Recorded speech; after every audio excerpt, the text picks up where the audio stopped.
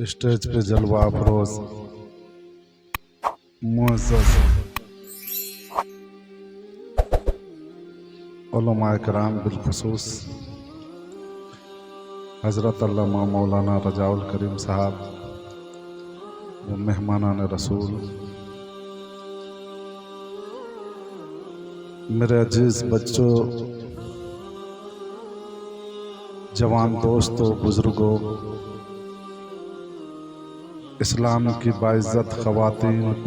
पर्दा नशीं माँ और बहनों, अस्सलामु अलैकुम व रहमतुल्लाहि व बरकातहू। मोहतरम हज़रात,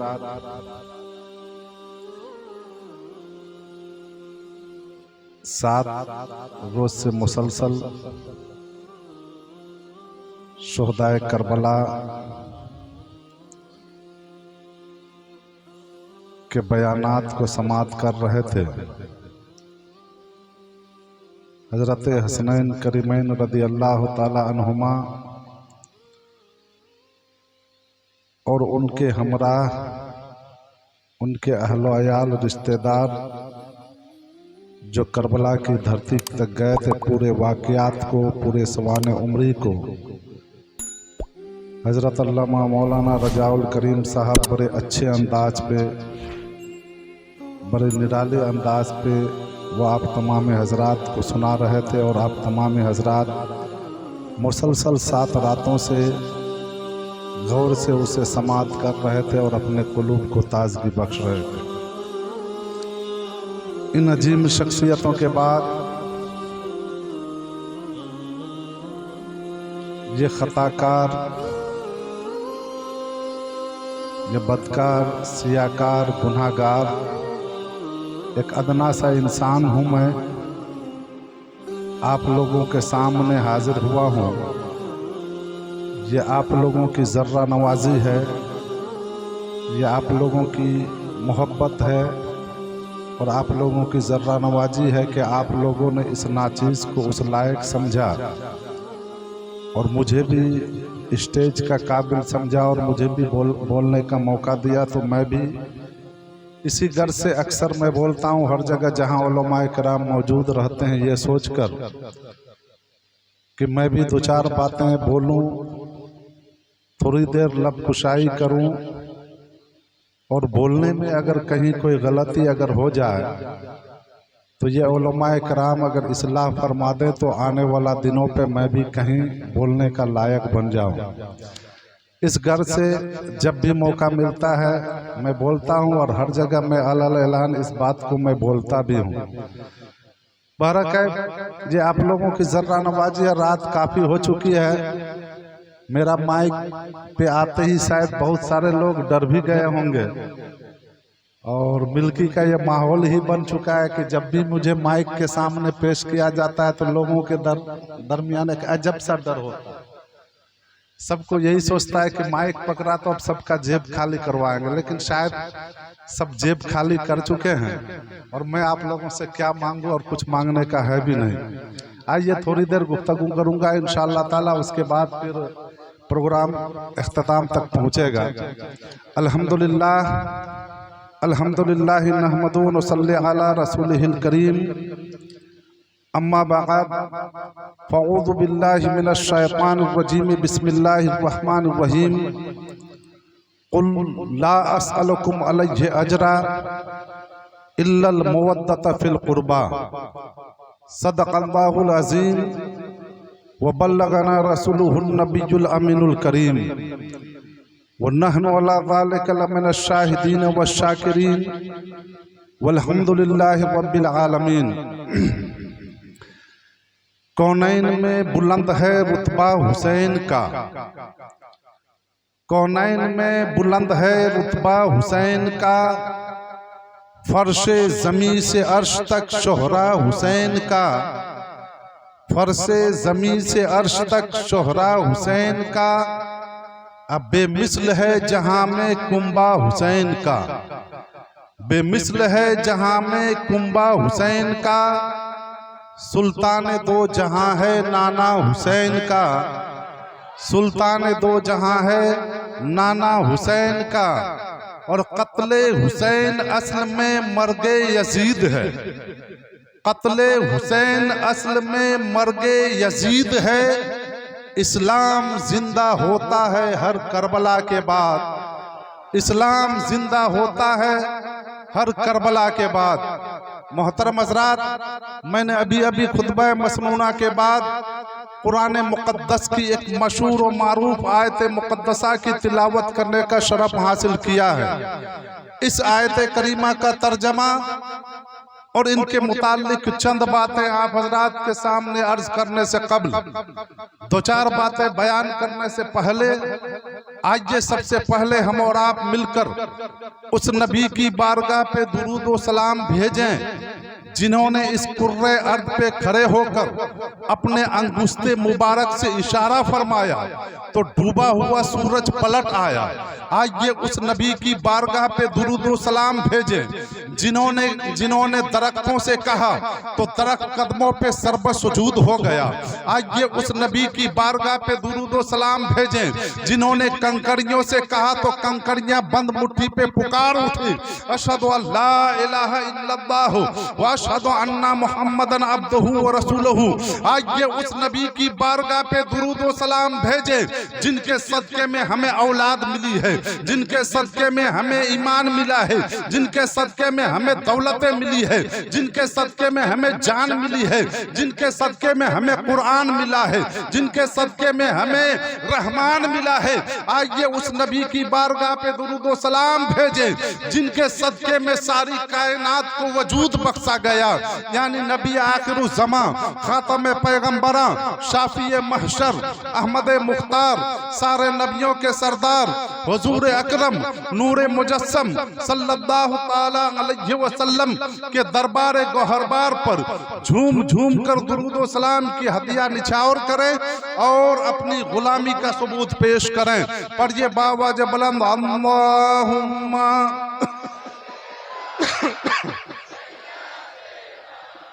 मौलाना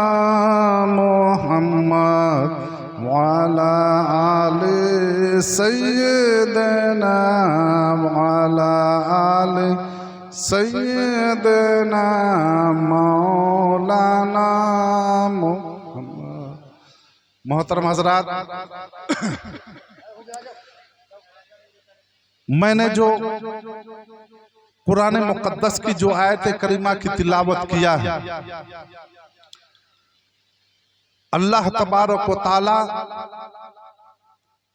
अपनी मुक़द्दस किताब कुरान पाक में इरशाद फरमाता है, वह मुक़द्दस किताब जिसपे जर्रा बराबर कोई शक व शुबा की गुंजाइश नहीं, वो मुक़द्दस किताब जिसमें खुद कुरान मुक़द्दस में अल्लाह तबारक व तआला फरमाता है ज़ालिकल किताबु ला रैब फीह, ये वह मुक़द्दस किताब है जिस पे जर्रा बराबर शक व शुबा की कोई गुंजाइश नहीं है। उसी मुक़द्दस किताब में अल्लाह तबारक व तआला इरशाद फरमाता है, कुल ला अस्अलुकुम अलैहि अजरा इल्लल मवद्दता फिल कुर्बा। अल्लाह तबारक व तआला अपने प्यारे हबीब सल्लल्लाहु ताला अलैहि वसल्लम से फरमाता है, अल्लाह तबारक व तआला हम सब के नबी आखिरुज़्ज़मा सल्लल्लाहु ताला अलैहि वसल्लम से फरमाता है कि ऐ प्यारे हबीब, ऐ मेरे महबूब, ऐ गैब की खबर बताने वाले नबी, आप अपने उम्मतियों में ये ऐलान कर दो, आप अपने उम्मतियों से ये कह दो, आप अपने उम्मतियों से ये फरमा दो कि तुम्हें जो कुछ भी मेरे वजह से मिला है, तुम्हें हमारी वजह से जो तुम्हें ईमान मिला, हमारी वजह से तुम्हें कुरान मिला, हमारे वजह से तुम्हें मजहब इस्लाम मिला, जो कुछ भी हमारी वजह से तुम्हें अता किया गया है, अल्लाह तबारक व तआला अपने महबूब के जरिए कहलवा रहा है कि आप उम्मतियों से ये कह दो कि नबी, आपके सदके तुम्हारे उम्मती को जो कुछ भी मिला उससे उसकी कीमत नहीं चाहिए, उससे उसका बदला नहीं चाहिए, उससे उसका मुआवजा नहीं चाहिए, उससे उसकी उजरत नहीं चाहिए। आगे इरशाद फरमाता है इल्लल मवद्दता फिल कुर्बा। अल्लाह तबारक व तआला आगे फरमाता है कि प्यारे महबूब आप ऐलान कर दो कि तुम्हें जो कुछ भी हमारी वजह से मिला है उसका बदला नहीं चाहिए। इल्लल मवद्दता फिल कुर्बा, मगर अहले बैत की मोहब्बत व मवद्दत। मोहतरम हज़रात, कुरान में ये ऐलान कर रहा है, खुदा अपने प्यारे हबीब सल्लल्लाहु अलैहि वसल्लम के जरिए ये ऐलान करवा रहा है कि मुसलमानों, ईमान वालों, सुनो सुनो, तुम्हें नबी करीम सल्लल्लाहु अलैहि वसल्लम के सदके में तुम्हें जो कुछ भी मिला है, नबी के सदके में तुम्हें ईमान मिला, नबी के सदके में तुम्हें कुरान मिला, नबी के सदके में तुम्हें सारी चीजें अता की गई। मोहतरम हज़रात, लेकिन नबी के सदके में जो कुछ भी मिला है उसके बदले खुदा को उसका बदला नहीं चाहिए, उसका उजरत नहीं चाहिए, उसका मुआवजा नहीं चाहिए। नबी करीम सल्लल्लाहु अलैहि वसल्लम को अल्लाह खुदा ऐलान करवाता है कि क्या चाहिए कि अहले बैत अतहार से मोहब्बत व मवद्दत। मोहतरम हज़रात, जो नबी की आल है, जो अहले बैत अतहार है, उससे मोहब्बत करने का हुक्म, उससे अकीदत रखने का हुक्म, उससे मवद्दत करने का हुक्म, उसका इत्तबा करने का हुक्म, उसका एहतराम करने का हुक्म और उसकी ताजीम करने का हुक्म कुरान पे अल्लाह ताला ये कुरान पे ऐलान कर रहा है। और उसी चीज को नबी करीम सल्लल्लाहु ताला अलैहि वसल्लम आगे क्यों इरशाद फरमाते हैं, अल्लाह के रसूल सल्लल्लाहु ताला अलैहि वसल्लम इरशाद फरमाते हैं वमम माता अला आले हुब्बे मोहम्मदिन सल्लल्लाहु अलैहि वसल्लम माता मोमिना, कि जो अहले बैत अतहार की मोहब्बत में मरा गोया कि वो मोमिन मरा। और आगे अल्लाह के रसूल सल्लल्लाहु ताला अलैहि वसल्लम इरशाद फरमाते हैं वमम माता अला आले हुब्बे मोहम्मदिन सल्लल्लाहु अलैहि वसल्लम माता शहीदा। और अल्लाह के रसूल फरमाते हैं कि जिसने अहले बैत की मोहब्बत पे मरा, जो आले रसूल की मोहब्बत पे मरा, जो नबी की आल की मोहब्बत पे मरा, गोया कि वो शहादत की मौत मरा, उसे शहादत की मौत मिली। और आगे अल्लाह के रसूल इरशाद फरमाते हैं कि जो अहले बैत की मोहब्बत में मरता है, अल्लाह तबारक व तआला अहले बैत से मोहब्बत रखने वालों के कब्र को अल्लाह तबारक व तआला फरिश्तों के लिए रहमत का मज़ार बना देता है। मोहतरम हज़रात, और आगे अल्लाह के रसूल सल्लल्लाहु ताला अलैहि वसल्लम इरशाद फरमाते हैं वमम माता अला बुग़्ज़े आले मोहम्मदिन सल्लल्लाहु अलैहि वसल्लम माता काफिरा। अल्लाह के रसूल सल्लल्लाहु अलैहि वसल्लम इरशाद फरमाते हैं कि जो अहले बैत अतहार से बुग़्ज़ो इनात रख के मरता है, जो आले रसूल से बुग़्ज़ो इनात रख के मरता है, जो आले रसूल से अदावत लेके दुनिया से मरता है, जो आले रसूल से बुग़्ज़ो इनात रख कर दिल में वो मरता है, गोया कि वो काफिर की मौत मरता है। मोहतरम हज़रात, तो कुरान से और हदीस में ये दोनों जगह से ये साबित है कि अहले बैत से मोहब्बत जो करेगा, जो नबी की आल से मोहब्बत करेगा, जिनके दिलों में नबी की आल की मोहब्बत होगी, जिनके दिलों में नबी के घराने की मोहब्बत होगी, जिनके दिलों में अहले बैत अतहार की मोहब्बत होगी, वही मोमिन कामिल होगा, वही असले ईमान है। वरना अगर कोई कितनों भी नमाज पढ़े, एक शख्स ऐसा भी है वो सारी जिंदगी नमाज पढ़ता रहे, एक शख्स ऐसा भी हो वो सारी जिंदगी हज करता रहे, ज़कात देता रहे, कितनों भी नेक काम करता रहे, लेकिन अगर उसके दिल में खुदा के रसूल की मोहब्बत अगर ना हो, उसके दिल में अगर अल्लाह के रसूल के आल की मोहब्बत अगर ना हो, तो उसका हज उसे काम नहीं आएगा, उसकी नमाजें उसको काम नहीं आएगा, उसकी इबादतें उसे काम नहीं आएगा। मोहतरम हज़रात, तो मालूम ये हुआ कि नबी की आल से और अहले बैत अतहार से मोहब्बत करना ये असले ईमान और ईमान की पुख्तगी है। तो मोहतरम हज़रात, आज 7 रोज से मुसलसल आप लोगों ने नबी की आल की दास्तान को सुनने के लिए आपने अपने कीमती वक्त को दिया। अहले बैत अतहार के जो दास्तान जो उनके साथ जो गुजरा करबला की धरती में, और वो इमाम हुसैन रज़ी अल्लाह ताला अन्हु, जिन्होंने इस्लाम के तहफ़्फ़ुज़ के खातिर, जिन्होंने अपने नाना जान के दीन की हिफाजत के खातिर, जिन्होंने परचम इस्लाम को लहराने के खातिर, जिन्होंने कुरान और हदीस की हिफाजत के खातिर, जिन्होंने इतनी बड़ी कुर्बानियां पेश की जो आज तक दुनिया में न कोई इस तरह की कुर्बानियां दे सका है, न कयामत तक कोई इस तरह की कुर्बानी दे सकेगा। मोहतरम हजरात, ये अजीम कुर्बानियां इमाम हुसैन ने दी। क्यों दी इमाम हुसैन इतनी बड़ी कुर्बानी? मोहतरम हजरात, इमाम हुसैन से और यजीद से लड़ाई किस बात की थी? क्या किसी दौलत की लड़ाई थी? आपने जीवनी बोक्ता से आपने सुना और अक्सर वो सुनते रहते हैं, लेकिन फिर भी मैं उसी को दोहराते हुए, अगरचे उतना इल्म इस नाचीज को नहीं है, फिर भी उलमा के मौजूदगी में मैं कहना चाहूंगा कि आखिर लड़ाई किस बात की थी? किसी दौलत की तो लड़ाई नहीं थी, किसी प्रॉपर्टी की तो लड़ाई नहीं थी, किसी सल्तनत की तो लड़ाई नहीं थी, किसी हीरे जवाहरात सोने चांदी की तो लड़ाई नहीं थी। लड़ाई अगर हुई किस बात की थी? हक और बातिल की लड़ाई थी। हक और बातिल की लड़ाई थी। चूंकि वही यजीद पलीद जिन्होंने मनमाने ढंग से हजरत अमीर माविया के इंतकाल के बाद यजीद पलीद ने इस्लाम के बागडोर को अपने हाथों पे लेकर उसे मनमानी ढंग से उसे चलाने की वो कोशिश किया। आजकल मोहतरम हजरात, उसे उदाहरण के तौर पे मैं आपको समझाता चलूं कि आजकल के दौर पे भी इस तरह से होता है कि हम अपने आप को तो मुसलमान कहलाते हैं, हम अपने आप को मुसलमान कहलाते हैं और मुसलमान होने का दावा करते हैं, लेकिन मुसलमान होने के बावजूद भी आजकल हम और आप बहुत सारे जगहों में हम शरीयत मुतहरा के बहुत सारे कवानीन को हम अपने रंग से हम उसे फॉलो करने की कोशिश करते हैं, अपनी सहूलियत को हम देखना चाहते हैं और अपने इसको हम माने साबित कर अपने आराम को हम देखना चाहते हैं। मोहतरम हजरात, जैसा कि मैं आपको बताऊं कि ये पिछले जुमा ही, जैसे मान लीजिए पिछला जुमा मैं यहाँ से तकरीर करके मैं नासिर चक चला गया था। नासिर चक में भी यही बात आई। नमाज के बाद जो ही सलाम फेरा, जो इमाम साहब थे पहले मुझसे बोले हुजूर सलात व सलाम के बाद थोड़ा सा रुकिएगा। हम कि क्यों? बोला नहीं, दरूद पढ़ेंगे। बरकत सलाम के बाद थोड़ी देर रुके, दरूद पढ़ा। दरूद पढ़ने के बाद फिर क़याम के लिए खड़ा होने लगा। मैंने उसे मना किया कि हरगिज हरगिज मैं मना नहीं होऊंगा, शरीयत इसकी इजाजत नहीं देती है, यहाँ इसकी इजाजत नहीं है। जो आप ये बोले नहीं हुजूर अगर करे ताजिमन खड़े अगर हो जाए तो लोग नमाज के बाद बहुत सारे लोग चले जाते हैं, अभी पढ़ लेने से सारे लोग शामिल हो जाएंगे। हम कि शरीयत को आप अपने ढंग से चलाना चाहते हैं क्या? कुरान और हदीस को अपने ढंग से चलाना चाहते हैं क्या? जहां शरीयत इजाजत नहीं देती है जिन कामों का, वहां यह सोचकर आप नाफिज कर दें कि नहीं हम अभी अगर सलात व सलाम पढ़ेंगे तो सारे लोग पढ़ लेंगे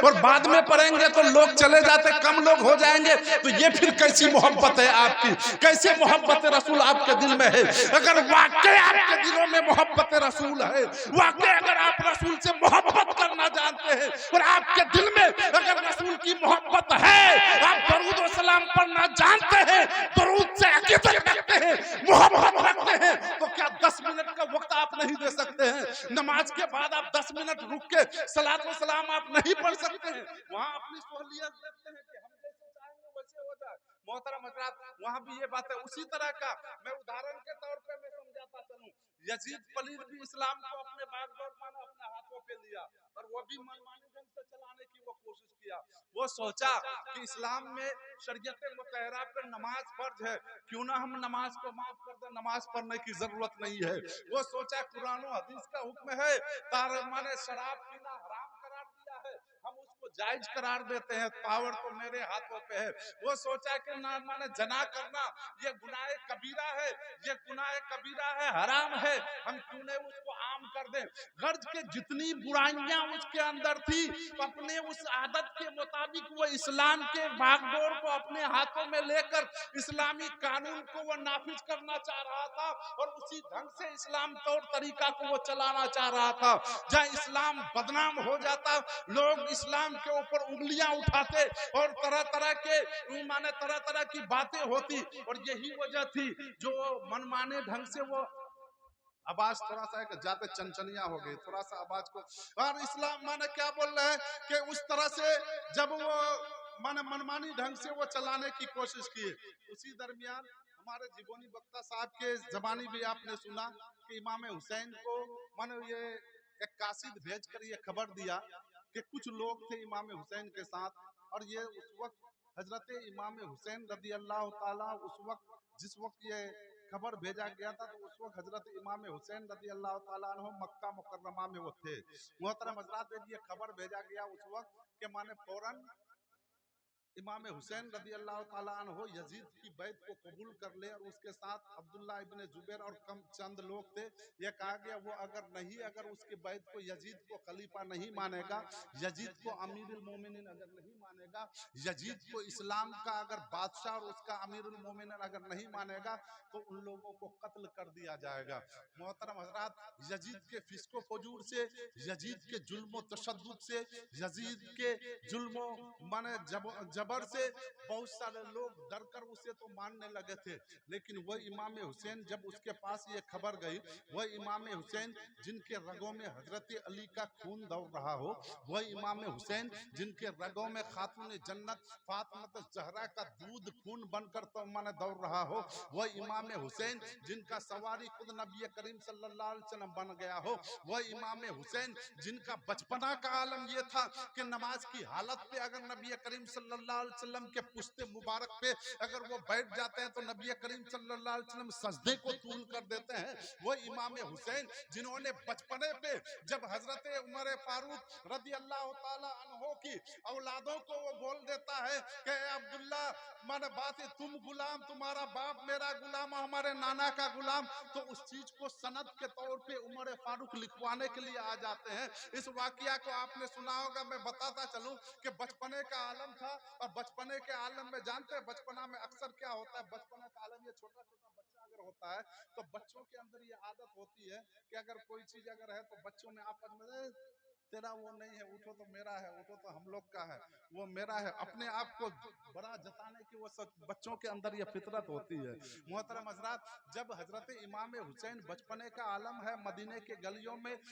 माने खजूर के बाग के तरफ गए, और हजरत उमर के साथ लड़के वो भी हैं, जब वहां गए तो जो आपस में खजूर तोड़ रहे हैं, खजूर तोड़ते तोड़ते उस वक्त हजरत इमाम हुसैन रज़ी अल्लाह ताला अन्हो हजरत उमर के लड़के गालिब अब्दुल्ला ही ना, हजरत अब्दुल्ला से वो बचपने का आलम में बोलता है, अब्दुल्ला खजूर तोड़ के दो। वो कहता है कि मैं क्यों दूं, हाँ क्या हम हमें नौकर समझ होता है ना, कोई बात में अगर किसी को बोलता है तो बोलता है हम क्यों तुम्हारा काम करें, क्या हमें नौकर समझ के रखे हो, तो उसी में बोल दे कि हम क्यों आपका मानेगा, क्या मैं गुलाम हूँ। हजरत इमाम हुसैन बचपने के आलम में वो तैश पे आते हैं और कहते हैं, अब्दुल्ला तुम मेरा गुलाम हो, मेरा नाना का गुलाम हो, तुम्हारे बाप हमारे नाना का गुलाम है, तुम्हारे पूरे खानदान हमारे नाना का गुलाम है। ये बात सुनता है हजरत अब्दुल्ला, वो दौमा ने गुस्से पे तैश पे आता है, बचपने का आलम है, और जाने के बाद उसे ये होता है कि मेरा बाप इतने बड़े माने सहाबी, वो अमीरुल मोमिनीन माने इतने बड़े जलीलुल कद्र सहाबी है, और वो माने का इतने बड़े माने वो पावरफुल आदमी है, उनके बेटे को इस तरह की बात इमाम हुसैन कह रहा है। वो सोचा, ये सोचकर वो जाता है दौड़ता हुआ घर और अपने बाप को जाके सुनाता है कि मैं बाप से कहूंगा, और हजरत उमर फारूक वो आएंगे और इमाम हुसैन को वो सजा देंगे। वो बच्चा अब्दुल्ला इब्ने उमर वो जाता है दौड़ता हुआ और रोता हुआ जाकर अपने वालिद मोहतरम से सुनाता है, और उनके वालिद मोहतरम हजरत उमर फारूक कहते हैं कि अच्छा बेटा बताओ क्यों रो रहे हो, वजह क्या है। क्या नहीं अब्बा आपको चलना पड़ेगा, आपको आपको हुसैन इब्ने अली को आपको सजा देनी होगी, बता आखिर क्यों, बताओ तो सही। कहता है अब्बा आप तो ये तो बताएं, क्या मैं हुसैन का गुलाम हूँ, क्या आप हुसैन के नाना का गुलाम हैं। इस तरह की बातें हुसैन ने कहा है। हजरत उमर फारूक अपने बेटे से कहते हैं, ए बेटा अब्दुल्ला जरा ये तो बताओ, तुमने जो बात कही है, तुमने जो बात आकर सुनाया, क्या इस बात को तुम हुसैन से लिखवा के लिखित के तौर पे ला सकते हो, वो दस्तावेज के तौर पे, वो लिख के सबूत के तौर पे तुम उससे लिखवा सकते हो। वो अब्दुल्ला इब्ने उमर वो कहता है कि हाँ अब्बू हजूर मैं उसे लिखवा सकता हूँ, इस पे लिखाने की क्या बात है, मैं चलता हूँ लिखवा के लाता हूँ। और वो अब्दुल्ला इब्ने उमर बचपने का आलम है, वो जाते हैं और जाने के बाद इमाम हुसैन से कहते हैं, ए हुसैन इब्ने अली तुम तो मुझसे गुलाम कह दिए, मेरे बाप को अपने नाना का गुलाम कह दिए, लेकिन है तुम में हिम्मत, है तुम्हारे अंदर जुर्रत, है तुम्हारे अंदर वो इतनी वसअत कि तुम लिखकर उसे दे सको। इमाम हुसैन बचपने के आलम पे उठते हैं और कहता है कि ए अब्दुल्ला लाओ, किस पे लिखवाना चाहते हो मैं लिख के देता हूँ। हजरत इमाम हुसैन लेते हैं और लिखने के बाद वो लिख देते हैं उस पे, ए अब्दुल्ला तुम मेरा गुलाम हो, तुम्हारा बाप मेरा गुलाम मेरे नाना का गुलाम है, तुम्हारा खानदान हमारे नाना का गुलाम है, ये लिखना था। हजरत अब्दुल्ला बड़ा खुशी हो जाते हैं और खुशियों पे मचलने लगते हैं, ये सोचकर कि अब मेरे वालिद मोहतरम हुसैन को ये सजा देंगे और उसे माने सजा देंगे। वो दौड़ता हुआ उस टुकड़े को लेकर पहुंचता है और अपने वालिद मोहतरम हजरत उमर फारूक से जाके कहते हैं, अब्बा हुजूर, मैंने ये सनद लाया हूं, मैं उससे लिखित लाया हूं, ये दलील लाया हूं, उससे लिखाकर उन्होंने मुझे गाली दी है, मुझे गुलाम कहा है, आपको अपने नाना का गुलाम कहा है, ये देखिए मैं सबूत के तौर पे लाया हूं। जो ही हजरत उमर उसे देते हैं, अपने नजरों से देखते हैं, देखने के बाद उसे होठों से चूमते हैं, आंखों से बोसा लगाते हैं और अपने बेटे उमर को अपने गले से लगाते हैं और कहते हैं, बेटा तुमने वो काम करके दिखाया, मैं कभी नहीं कर सकता। अब ये तुम सुनो, जब मेरी मौत होगी तो इस कागज के टुकड़े को मेरे कब्र में डाल देना, इसी कब्र में इसी टुकड़े को दिखाकर मैं नजात पा जाऊंगा। उस वक्त फरिश्ते मुझसे अगर सवाल पूछेंगे तो मैं कह दूंगा कि हुसैन इब्न अली ने मुझे गुलाम कहा है और उन्होंने गवाही दी है कि मैं नबी आखिर ज़मा का गुलाम हूं, लिहाजा यही मेरी मग़फ़िरत का सनद बन जाएगा। मोहतरम हज़रात, वह इमाम हुसैन